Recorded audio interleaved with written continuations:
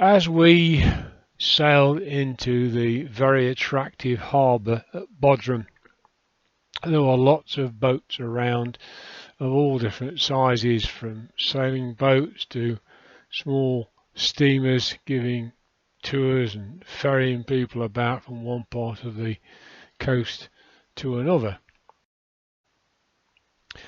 Up on the hillside here you could see some of the archetypal, what we would generally think of as Greek style windmills, but probably more accurately Mediterranean windmills. Our cabin, kept immaculately as always by the cabin crew. I forgot to show our little towel animal the night before, so for this photograph I tucked him back where he came from, our little mouse peeping out from underneath the covers. So our tour today was exploring Bodrum. The first place that we went was to this theatre. We were told it is easy to tell whether it's Greek or Roman because the Greeks built them into hillsides, whereas the Romans often made them freestanding. This is a theatre, it is not an arena. There were no sacrifices or gladiatorial contests or anything like that done. This is purely for performance. It held in its day something like 10,000 people, from which they reckon there must have been about 250,000 people in the city at the time. That rule of thumb of about 250 for the population seemed to apply all across. Today it still holds around 3,000, and it's used for concerts even today, although not major concerts. They don't like loud noises. From the upper tiers the view is absolutely fantastic out over the harbour. As you can see, it's very popular, and all the tour buses just from one cruise ship stacked up along the side of the road. But you can see there just how high it went compared to how high it is now. It's not been restored beyond making this safe and usable, but it's not perfect. The seats and the stairs are not ideal. And there's our dear old Marella discovery in the harbour, the far side of the castle, where eventually we will end our tour. The next place, which they took us to in the bus, was the Mausoleum. We know what a mausoleum is today, but this was the first one. This is the memorial tomb of King Mausoleum, hence Mausoleum or Mausoleum. There's almost nothing tangible there now that you can see today.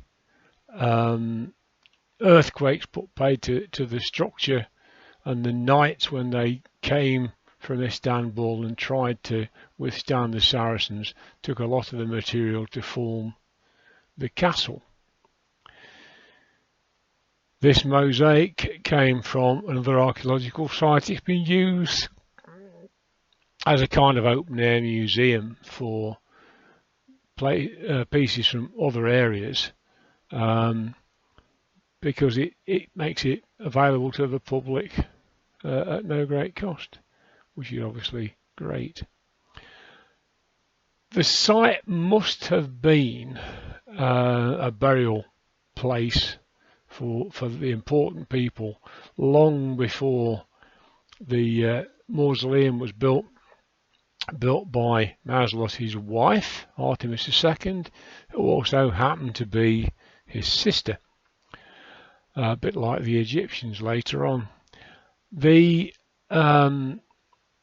tomb spaces that we saw had nearly all got these little pointy-topped, almost triangular niches.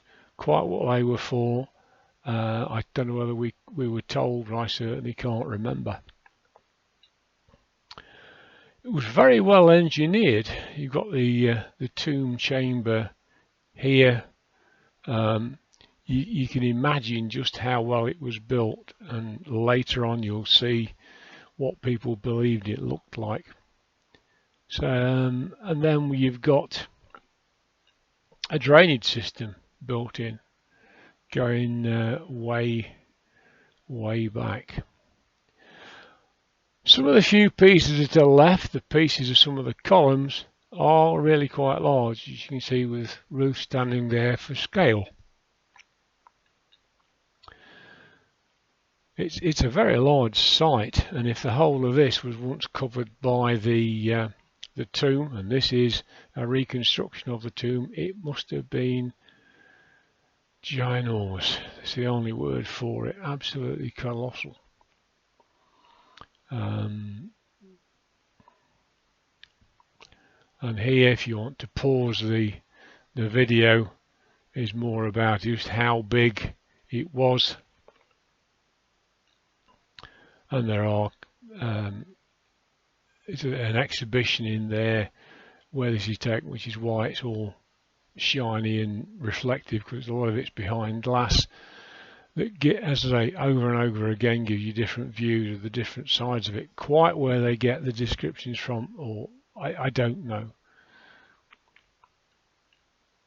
but there's very little of what's left actually on the original site. It was used as a quarry, as these places very often are once they go out of use.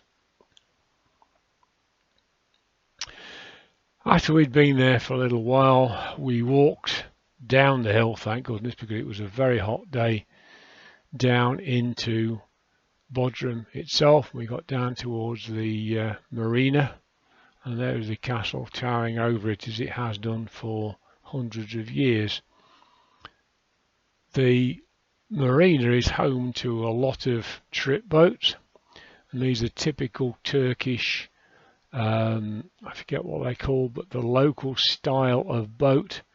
They're still hand built and can take up to 2 years to construct the big ones at a cost of several £1,000,000 if anybody would like to commission one. And here's a better view of some of those disused windmill bases. And looking back where we've come from, across the valley there, you can see the theatre, as I say, high above the town. The road there is incredibly busy, so they took us up there on the bus. They brought us round to the Mausoleum on the bus, and then after that we were on foot until the time came to actually go home again, or home back to the ship, I mean. As you go into the castle, you can see crests everywhere, to do with the families and orders of knights that were working there. And as you work your way up through the various levels, there are views over the harbour and the bay, and I just couldn't help taking lots of photographs of Marella discovery. That means no houses, no hotels, a lot to reveal on top of that island. But it's a political decision. It might change in the future. I hope not. But some international rich chain of hotel companies can also get money to build a 5-star hotel. And I'm afraid they might say yes, go for it. I hope it doesn't happen, but there's always a risk. Straight ahead on the top of the hill, in front to the left, the white building is a hotel. Like most castles, Bodrum Castle is a complex of buildings, one of which, as you would expect from one built by a Christian sect, one of the buildings is a church. Within the church, when it's been excavated, they've found burials under the floor in crypts and what have you, and these have been glassed over so they can be seen and, I don't know if enjoyed is the right word, but you know, their explanation boards and everything else as you would expect in there. It's a very good place. There were a lot of shipwrecks in the area, and this is an exhibition of one of them. The wood is original.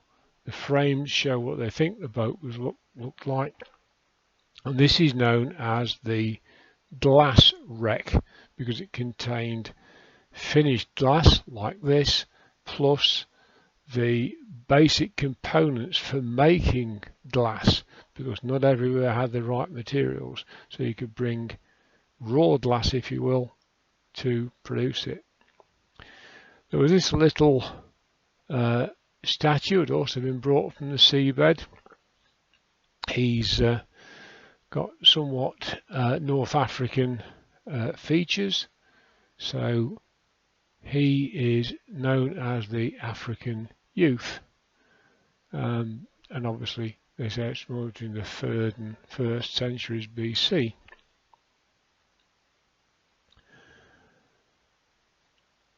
In another room there is the amazing artifacts which were found within a tomb of obviously a very, very high status woman. This necklet is gold, and this circlet, which is also gold, is absolutely exquisite. There's actually a little mirror you can go and stand in front of, and it will, using AI, put these on your head and around your neck. Perhaps a little more basic exhibit in another area. There's what they believe some of the defending knights may well have looked like. This obviously is someone who is not such a high status warrior. He's on foot, he's got a halberd, and his armour is less effective. We worked our way around several more rooms before we started to come down. As I say, it was a blazing hot day, but the views coming down were beautiful. Every time you turned a corner and saw an open space, there was the view, and there again, I'm not sorry to say, is Marella discovery. We had free time in Bodrum itself. We had a bit of a wander, found a cafe that served very nice lattes and absolutely excellent baklava. A wonderful little delight, but not very good for your waistline. And this was interesting, not only because it's the I Love Bodrum thing, which you find so often, but all these busts are of women, influential Turkish women. And there she is, and we made our way back to the ship for the end of the day. A good day, a very full day, a tiring day. We were glad we had water with us.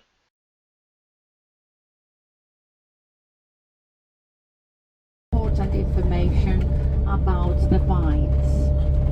And you need to know that we have on the island 11 different kind of vines planted all over the island, and the 4 of them are red grapes, 7 of them are white. But you can understand the wineries, private or unions, organizations of owners, they try to mix and create as many different wines as possible, not only red and white, but also rosé.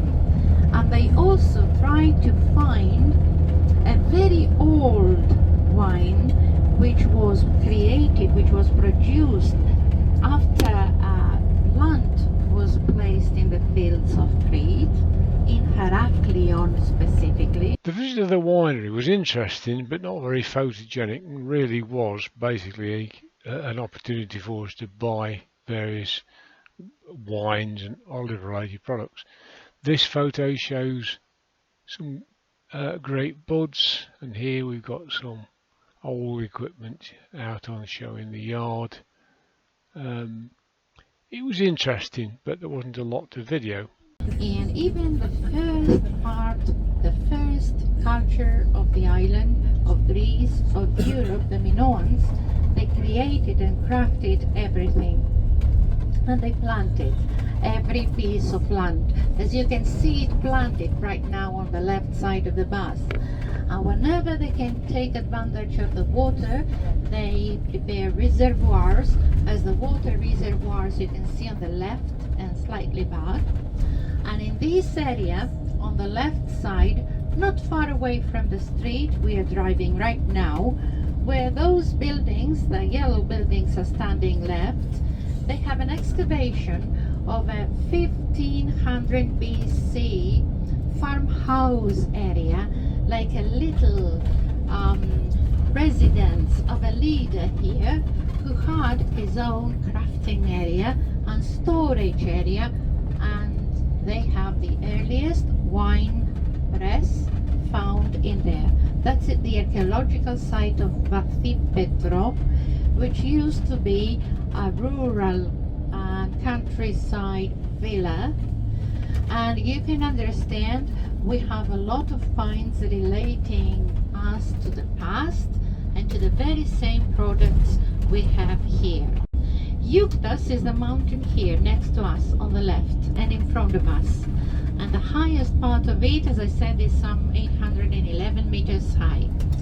And it is the area which is for us the water, spring water area for ages in BC time for the Minoan palace of Knossos and a smaller palace of Minoan times which existed here in the town of Archanes.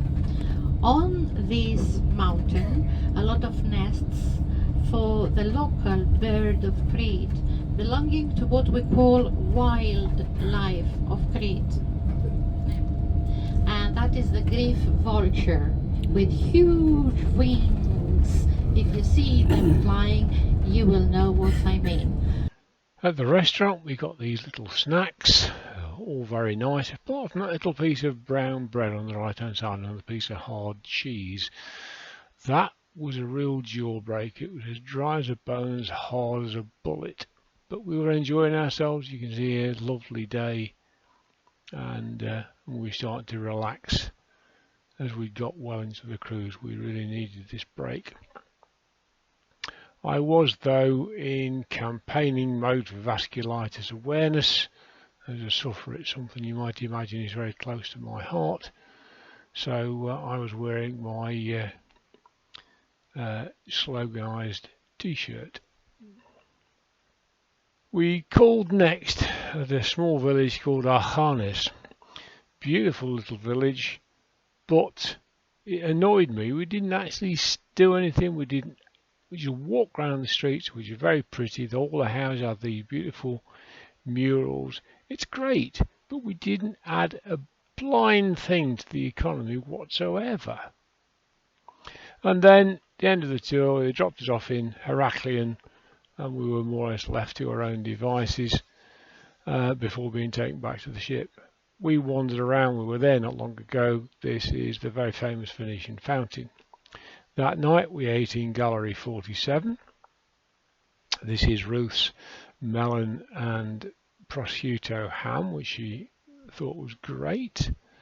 I had arancini for the first time, little Italian rice and cheese deep fried thingies. Very tasty. First I heard about those on Inspector Montalbano. Ruth's main course was a huge piece of baked cod in a tomato sauce, which she was thrilled to bits with. And ate it all, including the sauce, which is unusual for Ruth. She's not into sauces much. I had slow-cooked lamb with olives. That, my word, was a lovely piece of lamb. It was beautifully done.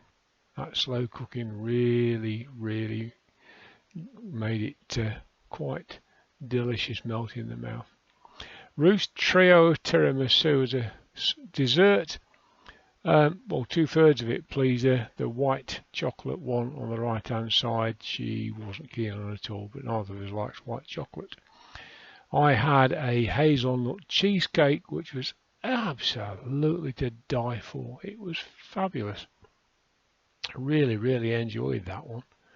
So recommend that if anybody else goes on to Discovery.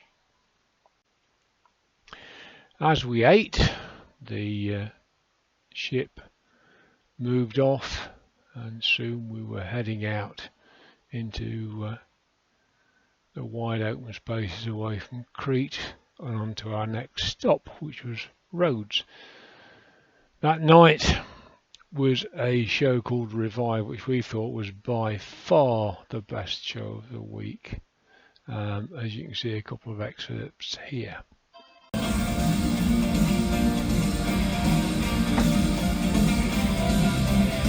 So you think you could stone me or spit in my eye?